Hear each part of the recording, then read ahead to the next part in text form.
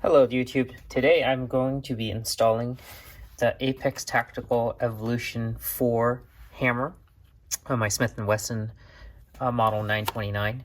It does come with an extended firing pin and it also comes with 2 springs that are color-coded. I won't be installing the firing pin as I've already installed a extended firing pin.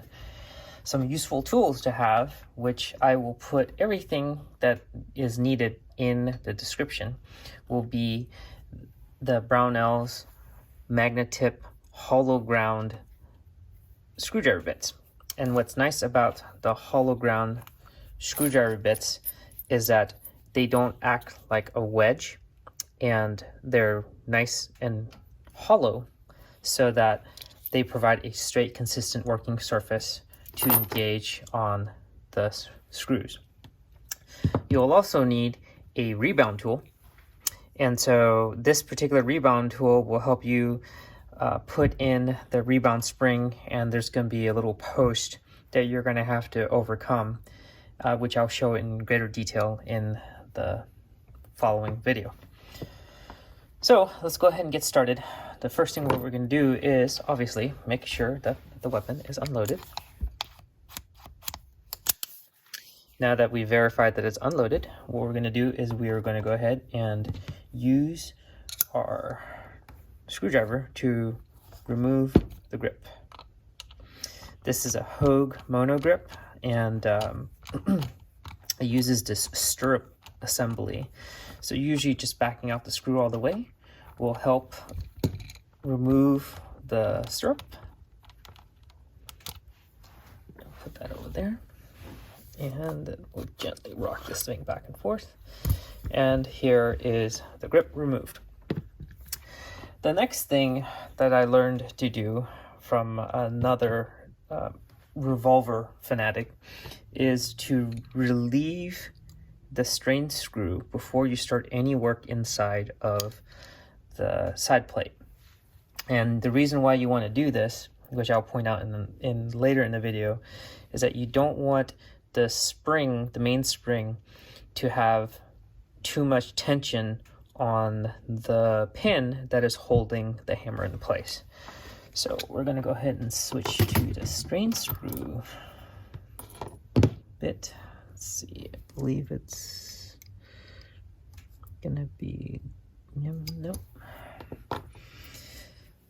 So the Brownells kit comes with 4 strain screws, and we just want to make sure it's a nice solid fit. So there we go, this is a strain screw. So what we're going to do is we're going to relieve the strain screw prior to opening the side plate.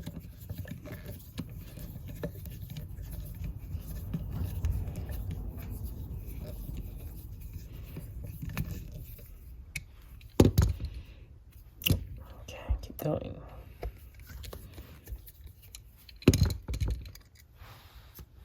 Okay, now what we're going to do is we are going to remove the side plate screws. So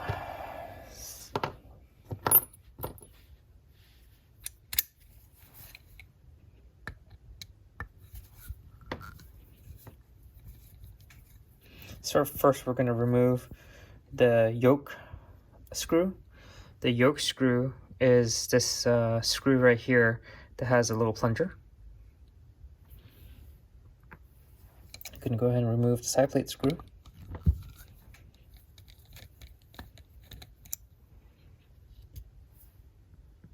And this other side plate screw.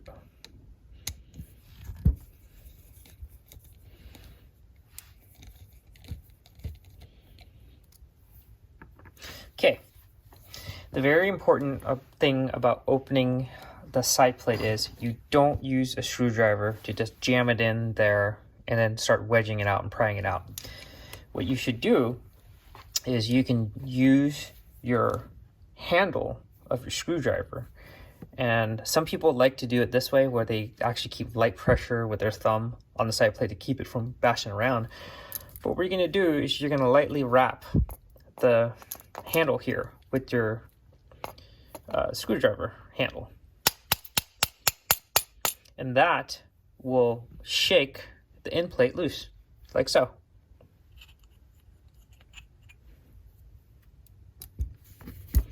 Okay, with the side plate removed, what we're going to do is, before we get too far started, I want to point out this feature again about relieving the strain screw that was here.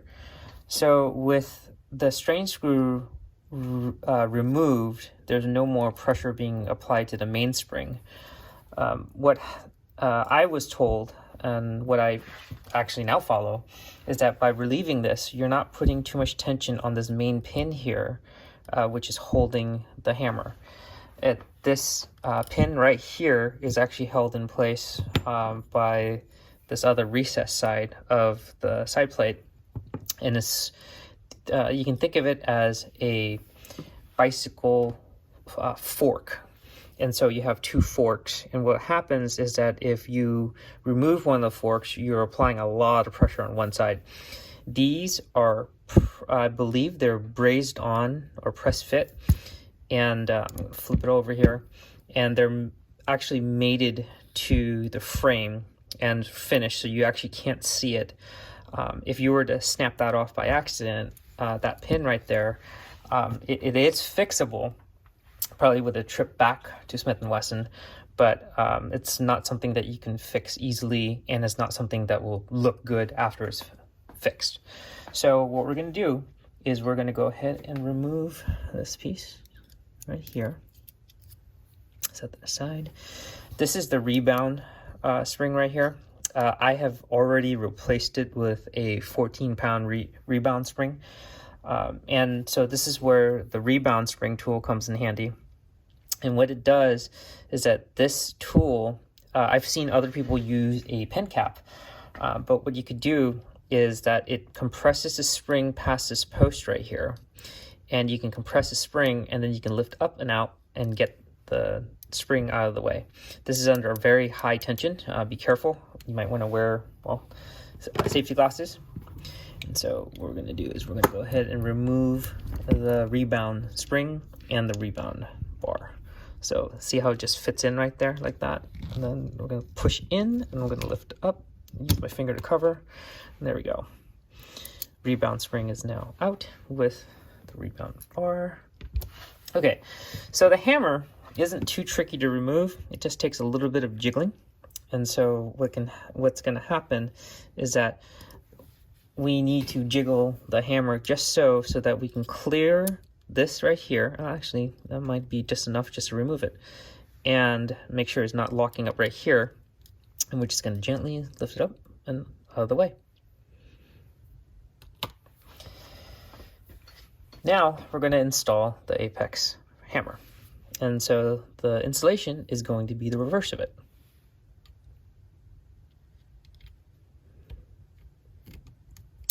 There we go. We're going to reinstall the rebound spring.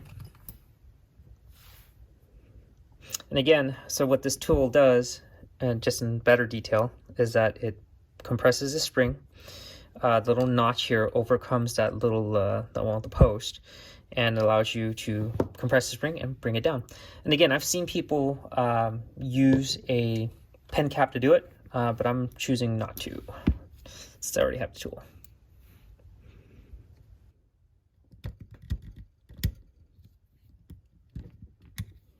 Oh, duh. That's in the way. There we go.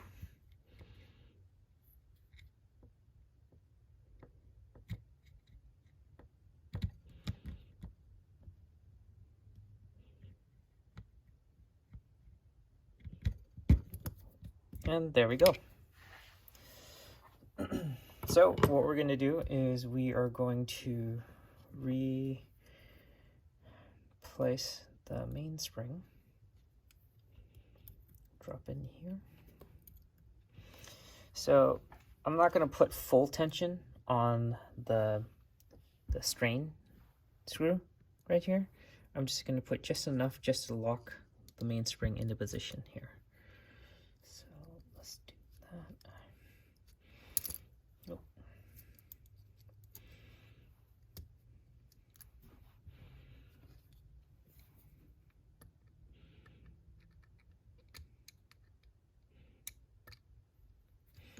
Oh, before I get too far ahead, the Apex system allows you to move this screw right here out for a lighter double action trigger pull and inner for a heavier double action trigger pull.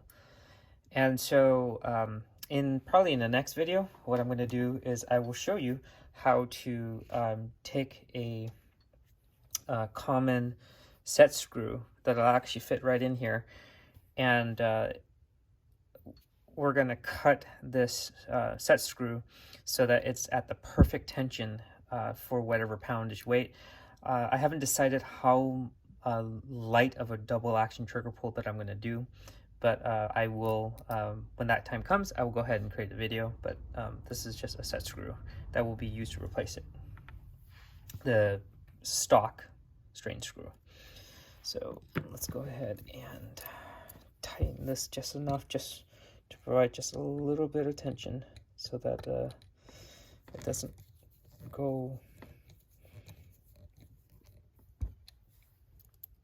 Just a little more. Okay. So again, we don't want to put too much pressure yet, because this pin right here, as beefy as it looks, it's not very much well supported by the side plate here. So we're going to go ahead and reassemble this, put this in position. So when reinserting the side plate back in, you don't want to bend the side plate. This side plate is mated specifically to this frame. So you want to just take your time and be careful. What I found is that sometimes this has to fit inside this channel right here. And what needs to happen is sometimes you might just have to do a little jiggling, just a little bit. But whatever you do not want to use just screws alone and just kind of force it back into play. So as of right now, it doesn't go in all the way, but if you just kind of shake it a little bit, see, it just goes in, press fit just a little bit, and it's reasonably in. So now we're going to go ahead and reassemble the side plate screws. Let's see.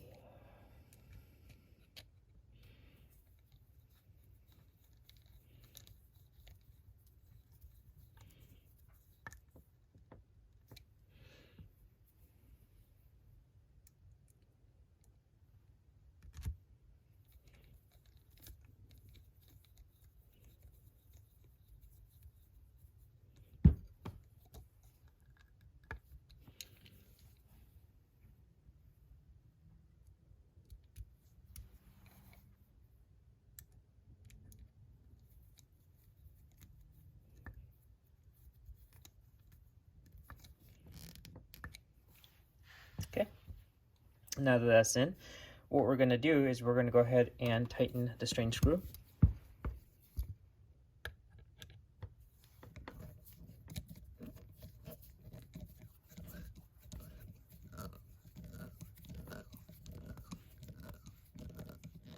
Okay, strain screw is pretty tight in there. And then what we're going to do is we're just going to put the monogrip back into place. So the stirrup here has to be in this channel. So I don't know if you can see the channel, but there it is.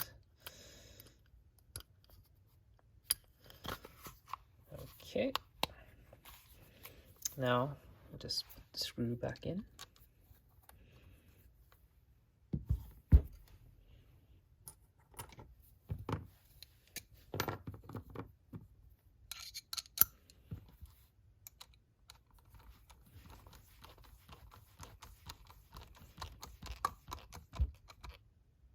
Okay, and there we are.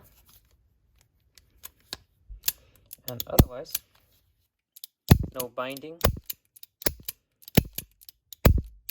Nice and smooth. And there we have it.